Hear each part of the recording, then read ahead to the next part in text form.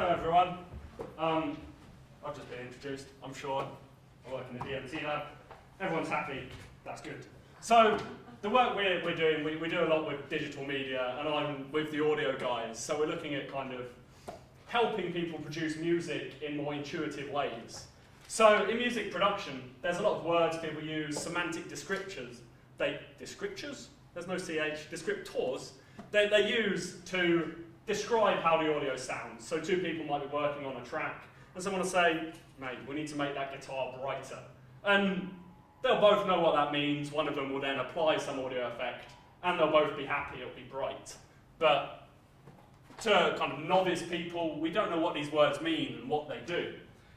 And there's another problem in that traditional audio effects, of course, they all kind of come from old kind of radio engineering backgrounds. So it's like all these things to make sure that the radio sound levels were within a certain bracket so it could be heard but wouldn't be too loud and things. So they all have these kind of really engineering-based parameters and things. So a compressor will have a threshold, a ratio, a knee, attack and release times.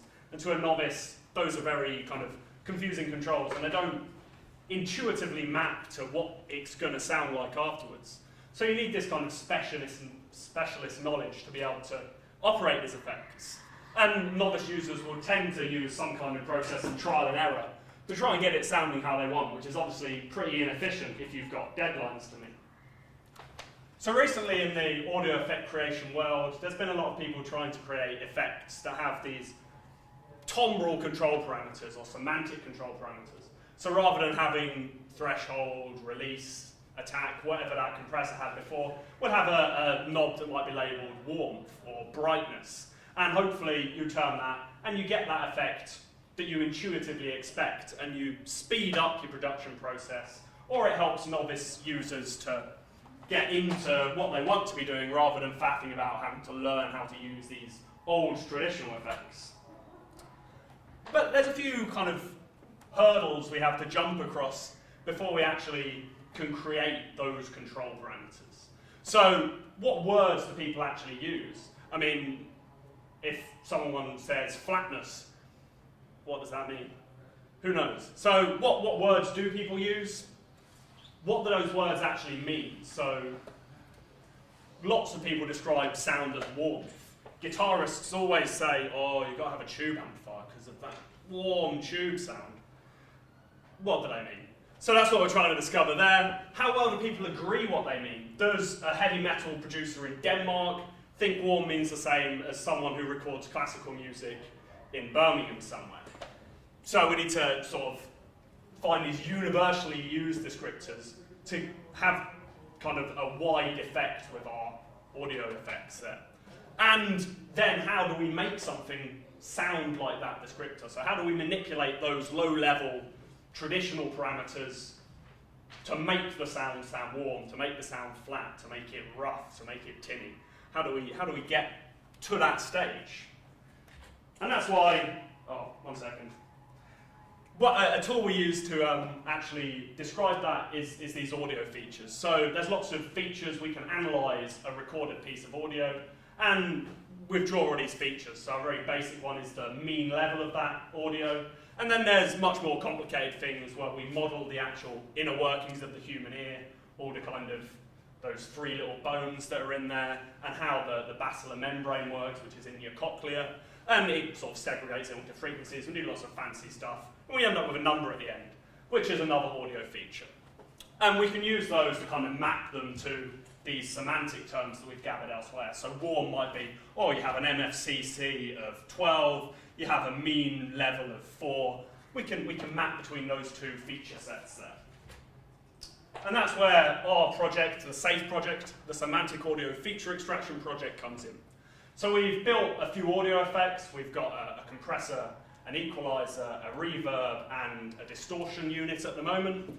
And with these effects, people can load them into their project, and they can save semantic terms and load semantic terms. So they're giving us that information, these semantic terms, warm, tubby, whatever they want to say, and they can load in other ones, and it should change the parameters so their stuff sounds warm or tubby, or however they like. They're freely available to download, it's all open source, Our website's there. If you do audio production, please go and download them, give them a try, contribute semantic descriptors to our database. It all goes to aid the research. Was that going to be time is up or 5 minutes? Cool. So when you hit save, you type in a semantic descriptor or a list of semantic descriptors, and we save that list, we save the settings of the parameters of the audio effect, we analyze the audio before and after the effect is applied, so we have an idea of the transformation that's been applied to the audio, and we save some metadata about the user and stuff, which helps us segregate the data later. So here's a kind of little diagram that shows this is the effect, we hit save, it all saves to our server, and then they can load back those same terms. And if multiple people have saved warm, it will collate that all together, take some form of clever average, and hopefully try and make your audio sound warm. So hopefully this will work quite nicely. It was at the bottom of the screen, unless it got shut. Here we go. We made a little video which demonstrates what we do.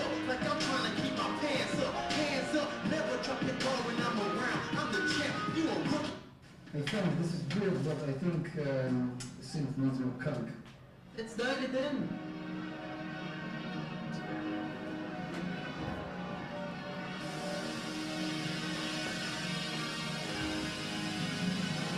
So this is our safe equalizer there. And they're just dialing it in, as Muad said so beautifully.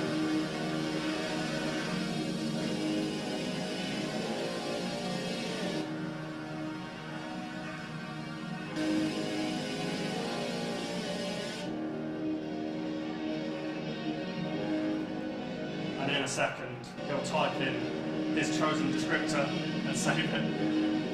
Here we go.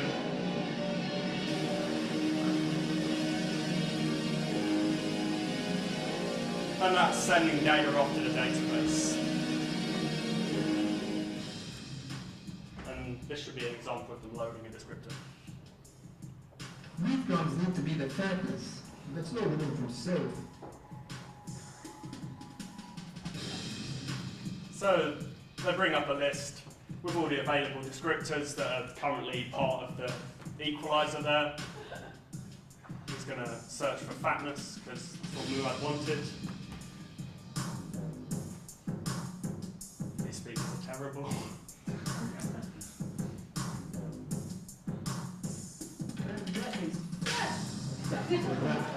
Let's celebrate. So I can keep my fans up, that's why I hold the belt. Like I'm trying to keep my pants up. Hands up, never drop the ball when I'm around. I'm the champ, you a rookie and won't need to mess around. See me knocking down this game with these punches and these hooks. Rep taking like I hit you with some punches and some hooks. Yeah, you know I never.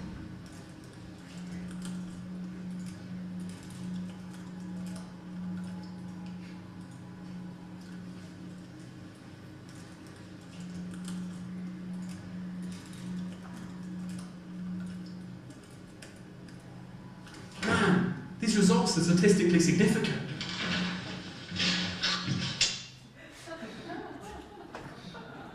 So there's that. So we've got all these results from our amazing music producers out in the world, and there's several techniques we're using at the moment to analyse them. Spiros has a poster over there which kind of talks about what we're doing with some of it, but one of the techniques we're using is multidimensional scaling. So if we imagine, say, our compressor from earlier that has 5 parameters, we imagine some 5-dimensional space, and every saved term is a point in that 5-dimensional space. It's very, very hard to visualize a 5-dimensional space. So what we do is reduce those dimensions down, but maintain the distances between points. So we have warm over here, fat over here, and we try and maintain the distance between them when we bring the dimensions down. So I'll talk about that in a second. What we have here is a 2-dimension reduction of, this is for the distortion, so this is a 5-parameter, so a 5-dimensional space. And each of these descriptors is a descriptor that's been saved by someone, and the size relates to how well different people agreed on what that descriptor meant. So several people have saved the word grainy, and they all set the parameters to some very similar setting, so grainy is quite good.